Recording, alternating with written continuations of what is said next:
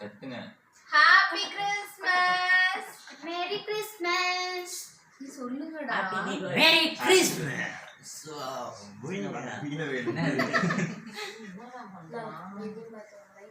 கத்தலாமா? லைட்டா மாத்த போறோம்.